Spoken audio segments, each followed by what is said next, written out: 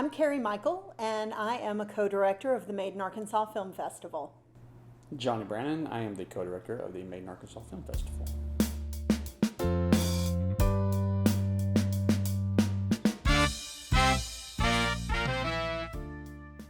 So really, the purpose of the Made in Arkansas Film Festival is to celebrate and cultivate Arkansas filmmakers. We define that pretty broadly, so certainly filmmakers who were born here, raised here, but also filmmakers who were maybe from here, educated here, and then are making films somewhere else. So we kind of have a lot of filmmakers out and around doing wonderful work that are still connected to Arkansas. And so what we really wanted to do was create a platform for those filmmakers to come share their work with each other and get to know the other folks who are here and from here or around here or came through here who are making film. And there are lots and lots of them. We just didn't see too many other people screening that, and we do screen more Arkansas filmmakers than any other festival in the state by a lot.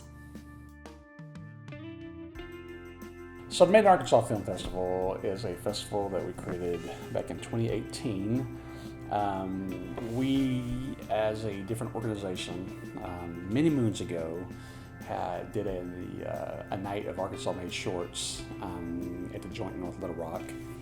And when we saw the turnout, we realized that we should definitely have a festival that more so just supported filmmakers in Central Arkansas in a way that we hadn't seen in a while. At the time, Tony Taylor, who created all this, Made in Arkansas, we had planned on creating a festival that just basically catered to Arkansas filmmakers.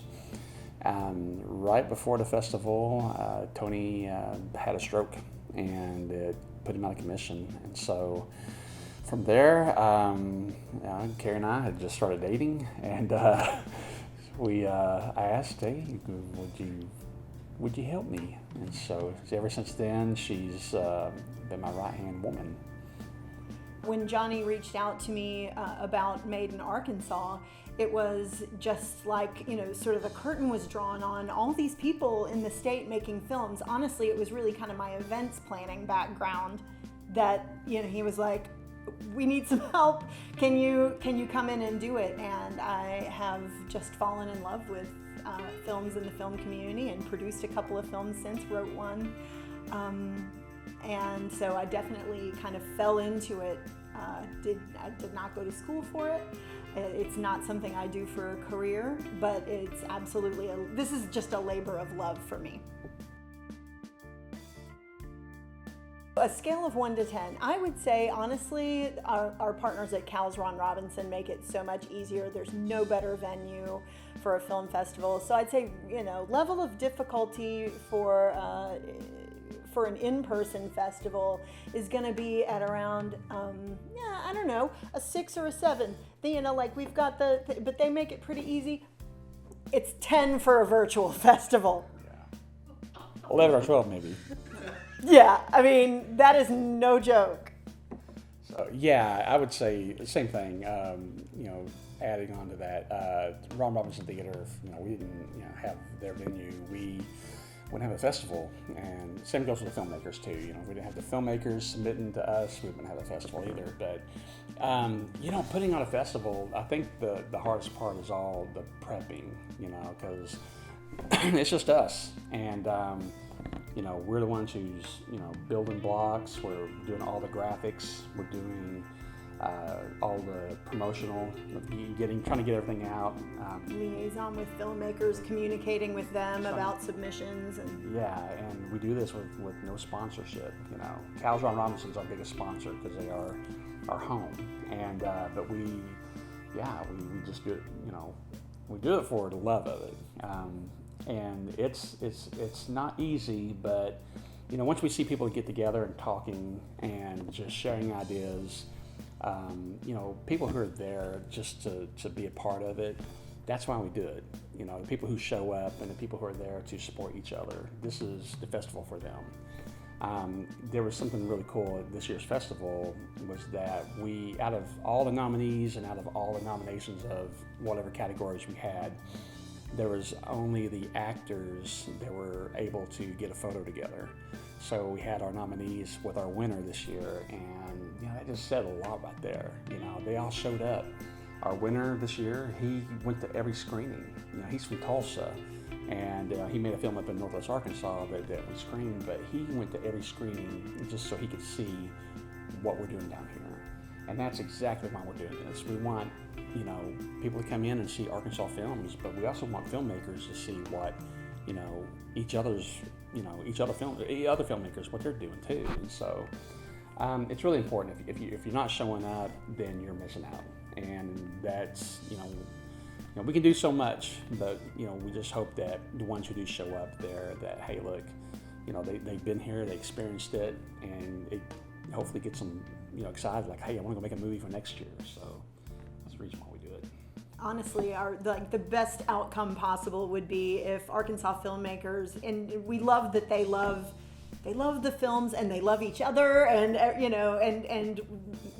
the best outcome I can imagine is that some of these filmmakers' next projects were born at our festival. That conversations at our festival led to more people making more art. That's what it's about. Being festival directors, what we look for is,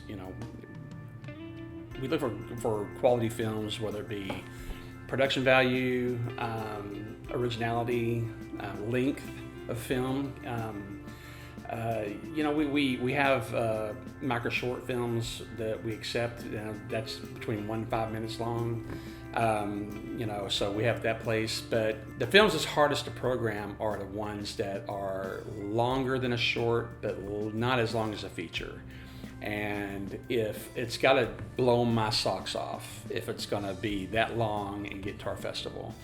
And like I said, quality, looking for anything that's going to entertain. We got to think about the audience, got to think about,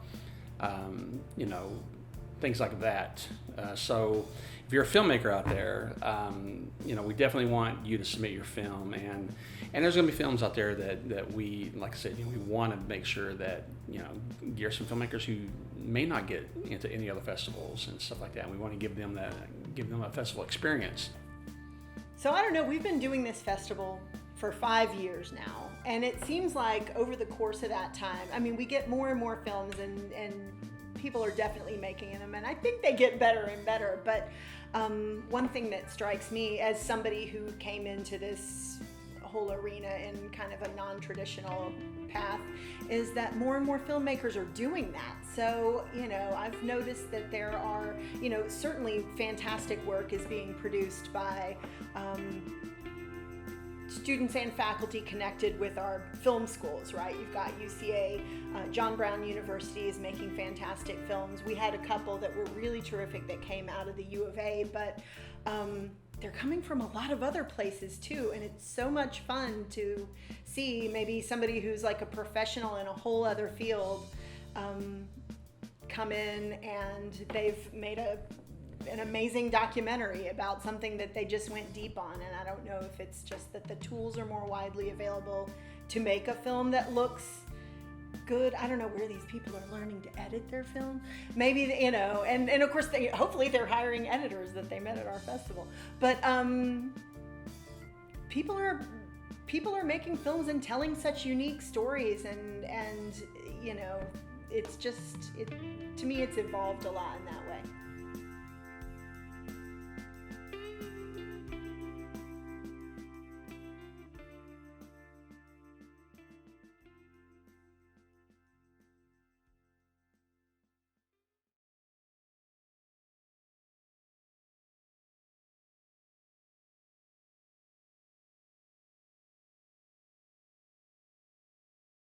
So the WTF block started our first year, and we saw some films come in that was very experimental.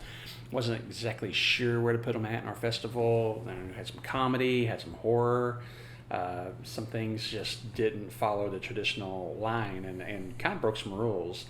And so I remember what created it. I thought, well, this could be kind of like a midnight movie type of a thing as well. We'll see what happens. So I remember standing up in front of the audience and saying, okay, these next films that we're getting ready to screen or show you are there's no rules here.